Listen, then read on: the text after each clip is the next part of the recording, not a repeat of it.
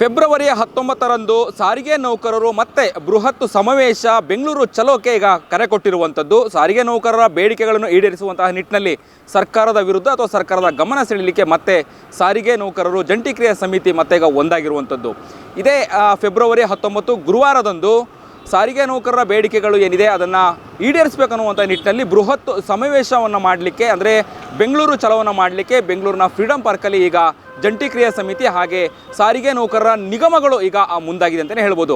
ಈಗಾಗಲೇ ಸರ್ಕಾರದೊಂದಿಗೆ ಸಾಕಷ್ಟು ಸಭೆಗಳನ್ನು ಮಾಡಿದ್ರು, ಮೀಟಿಂಗ್ಗಳನ್ನು ಮಾಡಿದ್ರು ಕೂಡ ಸಾರಿಗೆ ನೌಕರರ ಬೇಡಿಕೆಗಳನ್ನು ಈಡೇರಿಸುವಂಥ ನಿಟ್ಟಿನಲ್ಲಿ ಸರ್ಕಾರ ಮುಂದಾಗಲಿಲ್ಲ. ಹಾಗಾಗಿ ಬೇಸತ್ತು ಮತ್ತೆ ಇವತ್ತು ಜಂಟಿ ಕ್ರಿಯಾ ಸಮಿತಿ ಪತ್ರಿಕಾಗೋಷ್ಠಿಯನ್ನು ಮಾಡುತ್ತೆ. ಪತ್ರಿಕಾಗೋಷ್ಠಿಯಲ್ಲಿ ಬಹಳ ಮುಖ್ಯವಾಗಿ ಏನು ಫೆಬ್ರವರಿ 19 ಗುರುವಾರದಂದು ನಾವು ಬೃಹತ್ ಸಮಾವೇಶನ ಮಾಡ್ತೀವಿ. 19ನೇ ತಾರೀಕು ಗುರುವಾರ ಸಮಾವೇಶ ಮಾಡಿದ ನಂತರದಲ್ಲಿ ಸಂಜೆ 4 ಗಂಟೆವರೆಗೆ ನಾವು ಗಡುವನ್ನು ಸರ್ಕಾರಕ್ಕೆ ಕೊಡ್ತೀವಿ. ಸರ್ಕಾರ ಸಂಜೆ 4 ಗಂಟೆ ಒಳಗಡೆ ನಮ್ಮನ್ನು ಕರೆದು ಅಥವಾ ಸಾರಿಗೆ ನೌಕರರ ಬೇಡಿಕೆಗಳನ್ನು ಈಡೇರಿಸುವಂಥ ನಿಟ್ಟಿನಲ್ಲಿ ಏನಾದರೂ ತೀರ್ಮಾನವನ್ನು ತೆಗೆದುಕೊಂಡ್ರೆ ಸರಿ, ಇಲ್ಲ ಅಂತ ಹೇಳಿದರೆ ನಾವು ಫೆಬ್ರವರಿ 20ಕ್ಕೆ ಮುಷ್ಕರವನ್ನು ಮಾಡ್ತೀವಿ ಅಥವಾ ಪ್ರತಿಭಟನೆಯನ್ನು ಕೂಡ ಮಾಡ್ತೀವಿ ಅನ್ನುವಂತಹ ಖಡಕ್ಕಾದಂತಹ ಎಚ್ಚರಿಕೆಯನ್ನು ಇವತ್ತು ಜಂಟಿ ಕ್ರಿಯಾ ಸಮಿತಿಯ ಪತ್ರಿಕಾಗೋಷ್ಠಿಯಲ್ಲಿ ಸರ್ಕಾರಕ್ಕೆ ನೇರವಾಗಿ ಎಚ್ಚರಿಕೆಯನ್ನು ಕೂಡ ಕೊಟ್ಟಿರುವಂಥದ್ದು. ಹಾಗಾಗಿ ಫೆಬ್ರವರಿ 19ರಂದು ಫ್ರೀಡಂ ಪಾರ್ಕಲ್ಲಿ ಸುಮಾರು 10,000ಕ್ಕೂ ಹೆಚ್ಚು ಸಾರಿಗೆ ನೌಕರರು, ಸಾರಿಗೆ ನಿಗಮ ಮಂಡಳಿ ಆಗಿರ್ಬೋದು, ಜಂಟಿ ಕ್ರಿಯಾ ಸಮಿತಿಯಿಂದ ಬೃಹತ್ತು ಸಮಾವೇಶ ಆಗುತ್ತೆ. ಸಾರಿಗೆ ನೌಕರರ ಶಕ್ತಿ ಪ್ರದರ್ಶನ ಆಗುತ್ತೆ. ಸರ್ಕಾರ ಏನಿದೆ ಆದಷ್ಟು ಬೇಗ ಸಾರಿಗೆ ನೌಕರರ ಬೇಡಿಕೆಗಳನ್ನು ಈಡೇರಿಸುವಂಥ ನಿಟ್ಟಿನಲ್ಲಿ ಅಂದರೆ ಏನು 38 ತಿಂಗಳ ಅರಿಯರ್ಸು ಹಾಗೆ 2024ರ ವೇತನ ಪರಿಷ್ಕರಣೆಯನ್ನು ಸರ್ಕಾರ ಕೂಡಲೇ ಮಾಡಬೇಕು ಅನ್ನುವಂತಹ ಒತ್ತಾಯವನ್ನು ಕೂಡ ಮಾಡಲಿಕ್ಕೆ ಈಗ ಜಂಟಿ ಕ್ರಿಯಾ ಸಮಿತಿ ಹಾಗೂ ಸಾರಿಗೆ ನೌಕರರ ನಿಗಮ ಮಂಡಳಿಗಳು ಮುಂದಾಗಿರುವಂಥದ್ದು.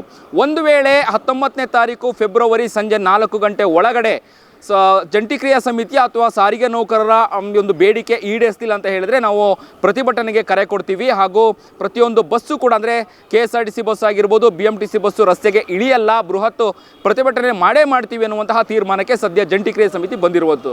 ಇನ್ನೊಂದು ಕಡೆ ಏನು ಸಾರಿಗೆ ನೌಕರರ ಬೇಡಿಕೆಗಳನ್ನು ಈಡೇರಿಸುವ ನಿಟ್ಟಿನಲ್ಲಿ ಪ್ರತಿಭಟನೆ ಮಾಡ್ತಾ ಇರುವಂಥದ್ದಕ್ಕೆ ಸರ್ಕಾರ ಕಡಿವಾಣ ಹಾಕುವಂಥ ನಿಟ್ಟಿನಲ್ಲಿ ಈಗಾಗಲೇ ಏನು ಡಿಪೋದಲ್ಲಿ ಇರುವಂತಹ ಬಸ್ಸುಗಳು ಆಗಿರ್ಬೋದು ಅಥವಾ ಸಿಬ್ಬಂದಿಗಳಿಗೆ ಈಗ ನೋ ಡ್ಯೂಟಿ ನೋ ಪೇ ಅನ್ನುವಂತಹ ಒಂದು ಅಸ್ತ್ರವನ್ನು ಈಗ ಸರ್ಕಾರ ಬಳಸ್ತಾ ಇರುವಂಥದ್ದು.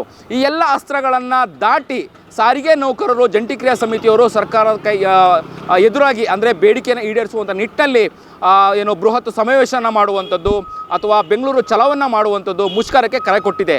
ಕಾದು ನೋಡಬೇಕು ಸರ್ಕಾರ ಸಾರಿಗೆ ನೌಕರರ ಬೇಡಿಕೆಗಳನ್ನು ಈಡೇರಿಸುತ್ತಾ ಅನ್ನುವಂಥದ್ದನ್ನು ಎಲ್ಲರೂ ಕೂಡ ಎದುರು ನೋಡ್ತಾ ಇರುವಂಥದ್ದು. ಫೆಬ್ರವರಿ 19ರಂದು ಸಾರಿಗೆ ನೌಕರರ ಮುಷ್ಕರಕ್ಕೆ ಏನು ಬೇಡಿಕೆಗೆ ಏನಾದರೂ ಕಿವಿಗೊಡ್ಲಿಲ್ಲ ಅಂತ ಹೇಳಿದರೆ ಬೃಹತ್ ಪ್ರತಿಭಟನೆ ಮಾಡಲಿಕ್ಕೆ ಈಗಾಗಲೇ ಎಲ್ಲ ಪೂರ್ವ ತಯಾರಿಗಳನ್ನು ಸಿದ್ಧತೆಗಳನ್ನು ಕೂಡ ಮಾಡ್ತಿರುವಂಥದ್ದು. ಬಹಳ ಮುಖ್ಯವಾಗಿ ಫೆಬ್ರವರಿ 19 ಫ್ರೀಡಂ ಪಾರ್ಕಲ್ಲಿ ನಡೆಯುವಂತಹ ಬೃಹತ್ ಸಮಾವೇಶ ಬೆಂಗಳೂರು ಚಲೋಗೆ ರಾಜ್ಯದ ಬೇರೆ ಬೇರೆ ಜಿಲ್ಲೆಗಳಿಂದ ಸಾರಿಗೆ ನೌಕರರು ಕೂಡ ಭಾಗವಹಿಸ್ತಾರೆ. ಎಲ್ಲರೂ ಕೂಡ ಸೇರಿ ಅಂದರೆ ಸಾರಿಗೆ ನೌಕರರ ಸುಮಾರು 1,15,000 ನೌಕರರ ಬೇಡಿಕೆಯನ್ನು ಈಡೇರಿಸುವಂಥ ನಿಟ್ಟಿನಲ್ಲಿ ಸಾರಿಗೆ ನೌಕರರ ಸಂಘಟನೆ ಜಂಟಿ ಕ್ರಿಯಾ ಸಮಿತಿ ನಿಗಮಗಳು ಶಕ್ತಿ ಪ್ರದರ್ಶನ ಮಾಡಲಿಕ್ಕೆ ಮುಂದಾಗಿದೆ ಅಂತಲೇ ಹೇಳ್ಬೋದು. ಕ್ಯಾಮ್ರಾ ಪರ್ಸನ್ ಅಭಿಲಾಷ್ ಜೊತೆ ಅಭಿಜಿತ್ ಗಣೇಶ್, ಕರ್ನಾಟಕ ಟಿವಿ, ಬೆಂಗಳೂರು. ಯಾರಾಗ್ತಾರೆ MLA ಅಭ್ಯರ್ಥಿ 2028 ಶೀಘ್ರದಲ್ಲೇ. ಪ್ರತಿದಿನ ಒಂದೊಂದು ಕ್ಷೇತ್ರದ ಟಿಕೆಟ್ ಆಕಾಂಕ್ಷಿಗಳ ಸಂಪೂರ್ಣ ಮಾಹಿತಿ ಪೊಲಿಟಿಕಲ್ ಜರ್ನಲಿಸ್ಟ್ KM ಶಿವಕುಮಾರ್ ಅವರಿಂದ. ಕರ್ನಾಟಕದ ನಂಬರ್ 1 ಡಿಜಿಟಲ್ ಮೀಡಿಯಾ ನಿಮ್ಮ ನೆಚ್ಚಿನ ಕರ್ನಾಟಕ ಟಿವಿಯಲ್ಲಿ ಮಾತ್ರ.